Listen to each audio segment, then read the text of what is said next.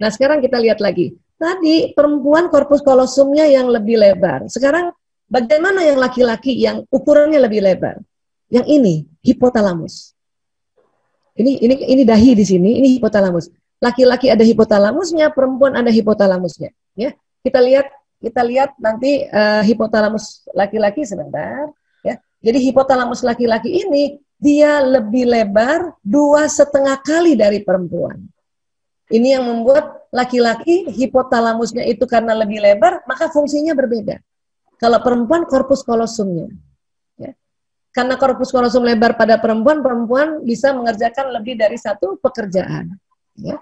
Dan kalau bapak-bapak disuruh gendong anak seperti ini, bantu setrika, dan juga masih ada harus telepon koleganya atau bosnya, ini susah sekali.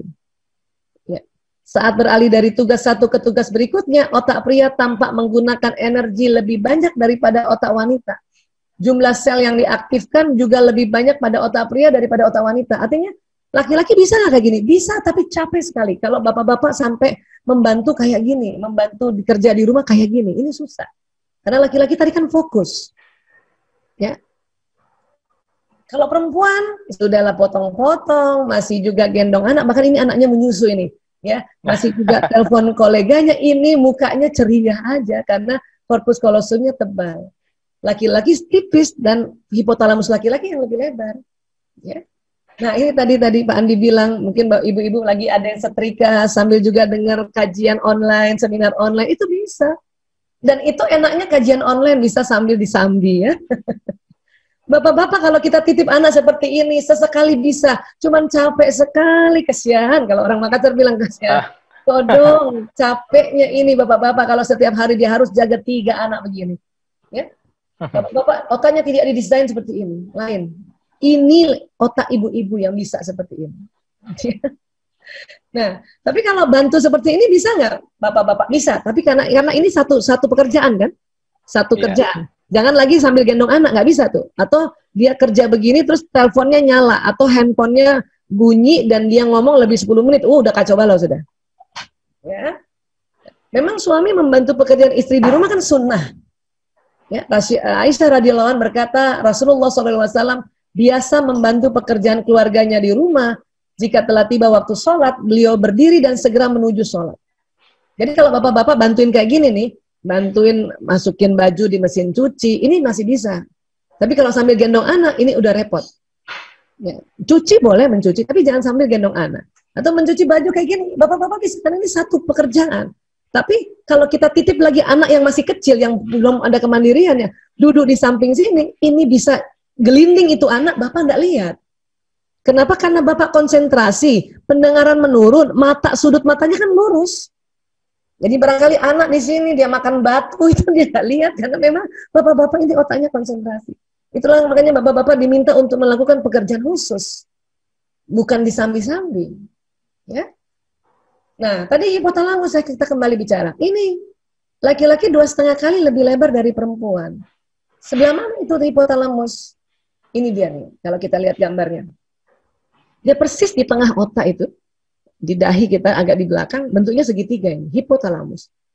Korpus kolosum di atasnya lagi itu. Laki-laki 2,5 kali lebih lebar. Kalau ini hipotalamusnya laki-laki, perempuan separuhnya itu, bahkan nggak sampai separuh. Ya, ini perbedaannya. Apa fungsi hipotalamus? Banyak. Namun yang untuk laki-laki perempuan, ya fungsi yang paling jelas perbedaannya adalah fungsi hipotalamus menjaga keamanan. Laki-laki lebih hebat jaga keamanan dibanding perempuan. Ar-rijalu qawwamuna 'alan nisa, itu karena laki-laki Allah kasih hipotalamus lebih lebar 2,5 kali dari perempuan. Makanya laki-laki lebih jaga keamanan. Itulah makanya bapak-bapak selain dia menjaga keamanan dirinya, dia jaga keamanan anaknya, dia jaga keamanan istrinya, jaga keamanan kesehatan, jaga keamanan ekonomi. Itulah makanya laki-laki ini pencari nafkah. Karena memang sudah didesain lebih besar, lebih lebar 2,5 kali. Ya. Oke. Pada saat bapak-bapak working from home sekarang, ini ada perubahan pekerjaan yang harus di dalam rumah. Bukan keluar dari rumah menjemput rezeki dari gedung ke gedung, maka ada gaya mencari nafkah baru, yaitu harus dengan gadget.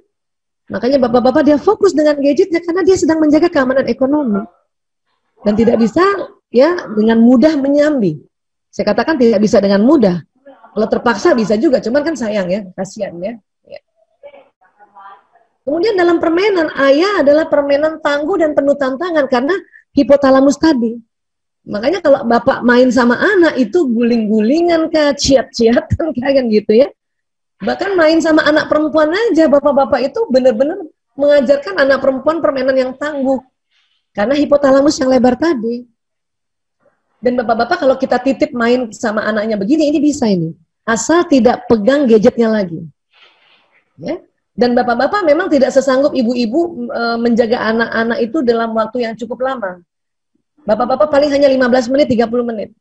Jadi kalau kita bilang sama suami, ayah saya mau sholat atau saya mau mandi, titip anak 15 menit ya. Itu laki-laki bersedia. Apa bersedianya? Pekerjaan yang di laptopnya dia tinggalkan. Tapi nggak boleh lama. Kalau 15 menit, ya 15 menit. Kalau setengah jam, setengah jam. Sampai segitu masih bisa bapak-bapak ini. Karena dia tahu apa dia harus tetap harus cari nafkah lewat ya pekerjaan online-nya ini. Kadang-kadang kita perempuan, kita suka begini nih Pak, mumpung anaknya sama ayahnya, bukan lagi 15 menit, bisa 2 jam itu dipakai waktu sama ibu untuk masih bebenah ini, bebenah itu. Dan kadang-kadang bapak udah kewalahan.